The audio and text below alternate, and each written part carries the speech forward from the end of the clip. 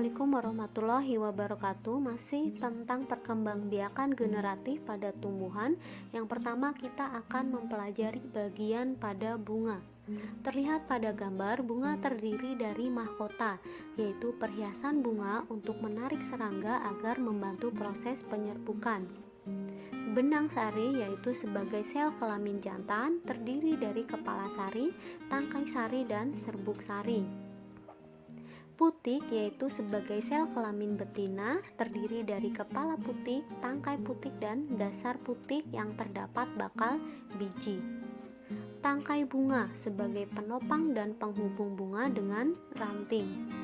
Kelopak bunga melindungi mahkota bunga ketika masih kuncup, warna dan bentuk menyerupai daun. Dan biji atau benih hasil persilangan putik dan serbuk sari sebagai alat memperbanyak tanaman karena dapat menghasilkan tanaman baru. Penyerbukan. Peristiwa jatuhnya serbuk sari ke kepala putik disebut penyerbukan atau persarian atau polinasi. Penyerbukan berdasarkan asal serbuk sari terbagi menjadi 4 seperti pada gambar. Yang pertama autogami, yaitu penyerbukan sendiri.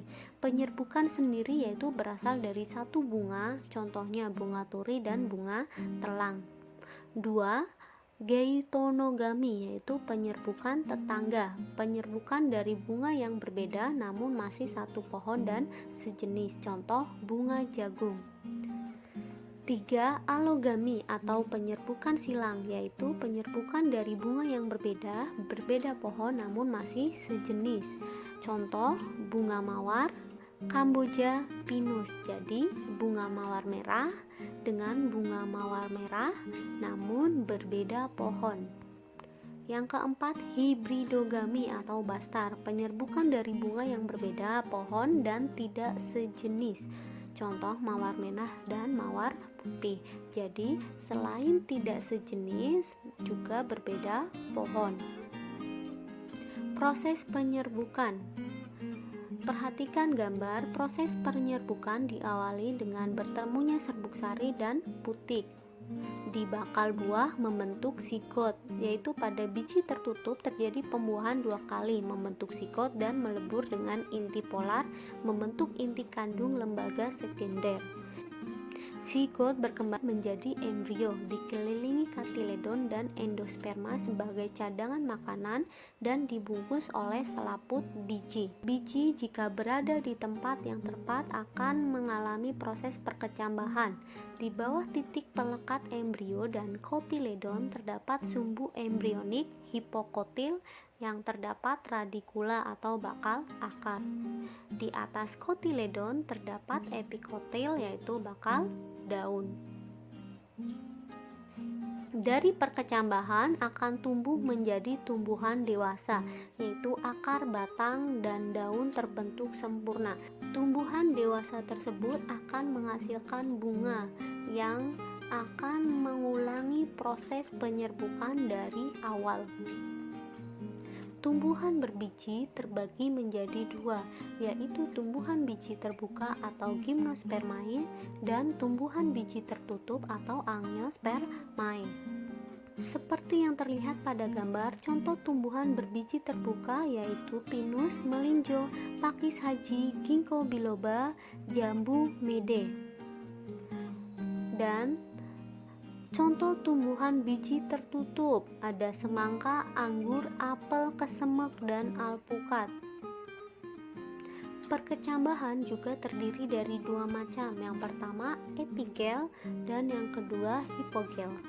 Epigel terjadi akibat aktivitas hipogel sehingga kotiledon dan epikotil bakal daun terdorong ke atas permukaan tanah.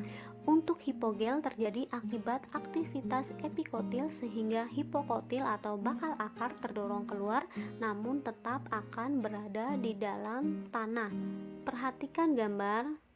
Untuk epigel, bakal akar terlihat muncul ke atas, sedangkan untuk hipogel, akar tetap berada di dalam tanah.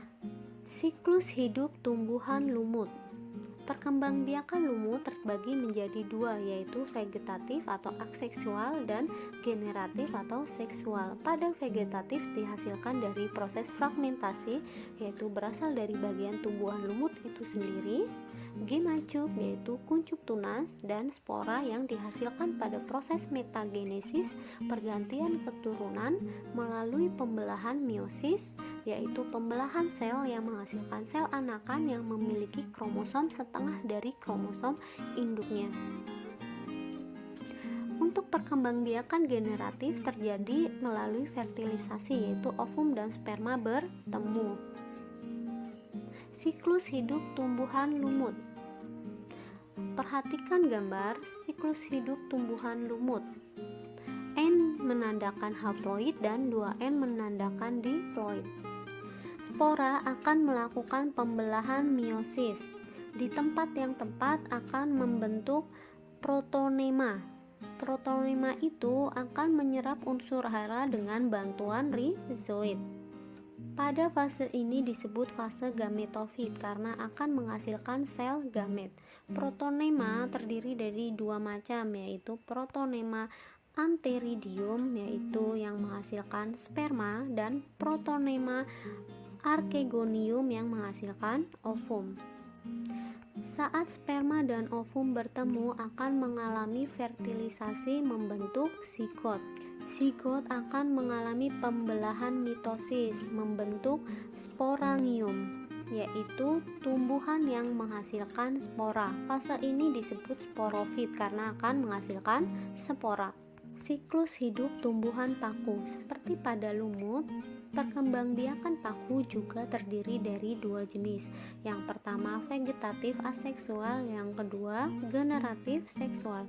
Untuk vegetatif dihasilkan dari spora pada proses metagenesis atau pergantian keturunan melalui pembelahan meiosis, yaitu pembelahan sel yang menghasilkan sel anakan yang memiliki kromosom setengah dari kromosom induknya. Untuk generatif terjadi melalui proses fertilisasi, yaitu bertemunya ovum dan sperma.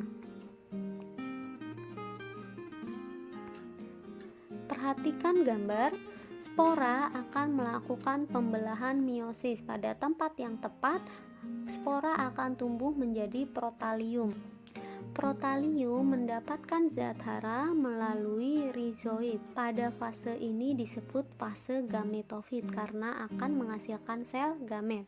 Jadi protalium berkembang menjadi tumbuhan yang akan menghasilkan sel gamet. Protalium terbagi menjadi dua, yaitu antheridium yang menghasilkan sperma dan archegonium yang menghasilkan ovum. Sperma dan ovum bertemu akan mengalami proses fertilisasi menghasilkan zigot. Zigot akan mengalami pembelahan mitosis. Di tempat yang tepat akan membentuk menjadi tumbuhan sporangium, yaitu tumbuhan yang menghasilkan spora. Fase ini disebut sporofit karena akan menghasilkan spora. Demikian penjelasan yang berhubungan dengan perkembangbiakan generatif pada tumbuhan. Semoga bermanfaat. Terima kasih. Wassalamualaikum warahmatullahi wabarakatuh. Selamat belajar.